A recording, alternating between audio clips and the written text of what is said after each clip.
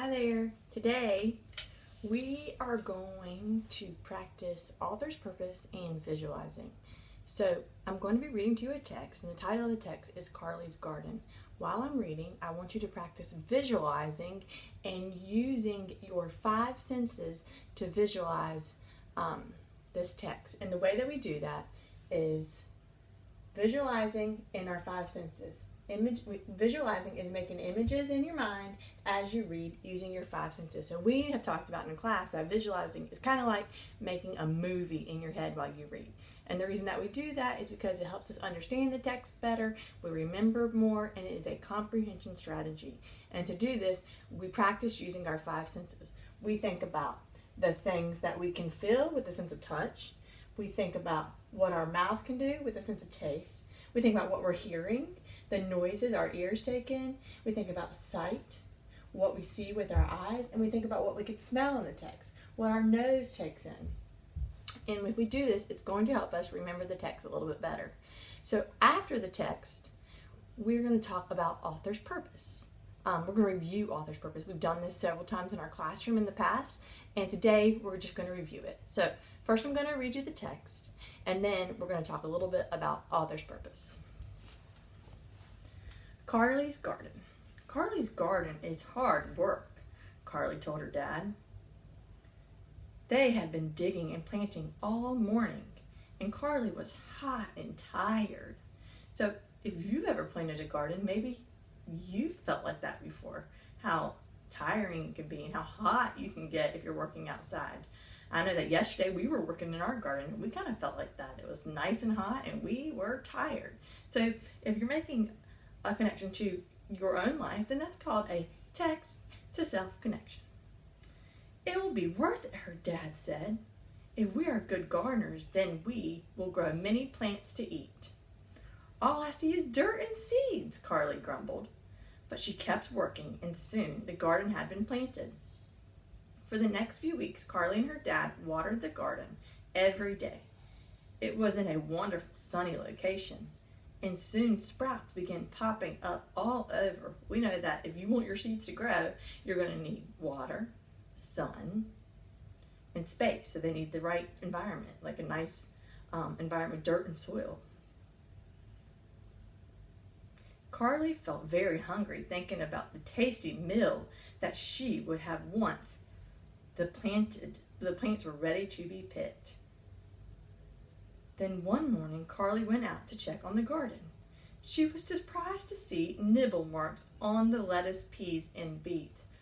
I'm going to make an inference about what that could be.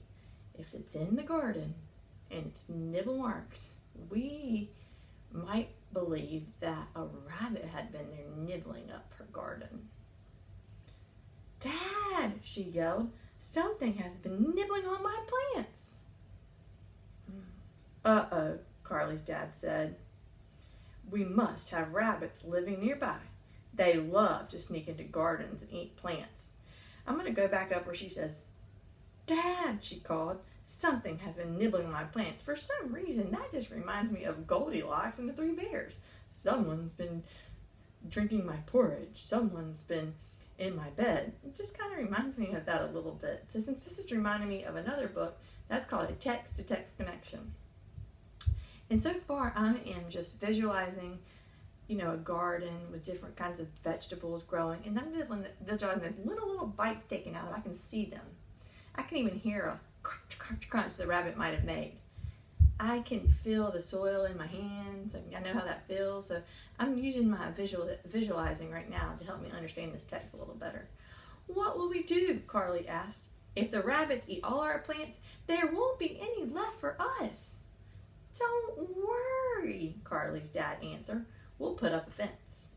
Carly and her dad went to the store and bought some chicken wire and wooden posts. Then Carly's dad built a fence around their garden, burying the bottom part of the chicken wire under the ground so the rabbits couldn't dig their way in. I hope this works, Carly said as they went inside for the night. The next morning, Carly ran outside to check on their garden. Nothing had been eaten. So, since it looks good, we can make an inference that the chicken wire fence must have worked and kept the rabbits out. You were right, Dad, Carly said. The fence kept the rabbits out and our plants are safe. I hope the rabbits can find other food, though. They can find food in nature, her dad told her, and we'll find food right here in our garden. Come on, it's time to pick our dinner. Okay. So now we're going to talk a little bit about author's purpose. I want to know the author's reason for writing this selection. So I think about what the selection is like. As I read, I see the author is telling me a lot of useful things about where to plant a garden and how to take care of it. I use the evidence I find in the text of the selection to decide the author's reason for writing. I think the author's reason for writing is to inform me about gardening. Good readers figure out the author's purpose or reason for writing as they read. Switch our posters real quick. All right.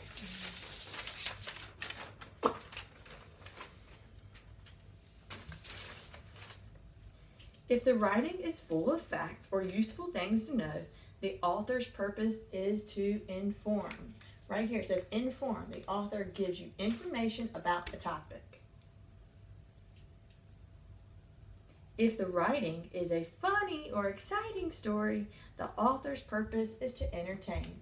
The author tells us a story that we will enjoy. If the author wants me to believe something or feel a certain way, that's called persuade. Persuade. The author tries to get you to do something or believe him. Okay, so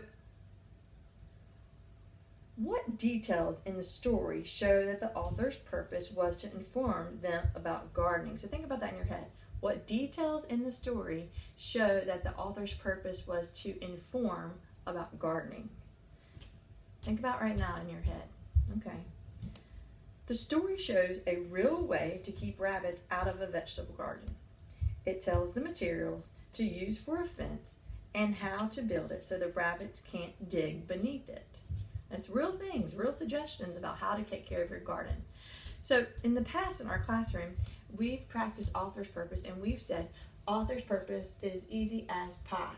And pie, each letter stands for one of the purposes. So P stands for persuade, I stands for inform, and E stands for entertainment. So you have to ask yourself, why did the author write the story? To persuade, to inform, or for entertainment?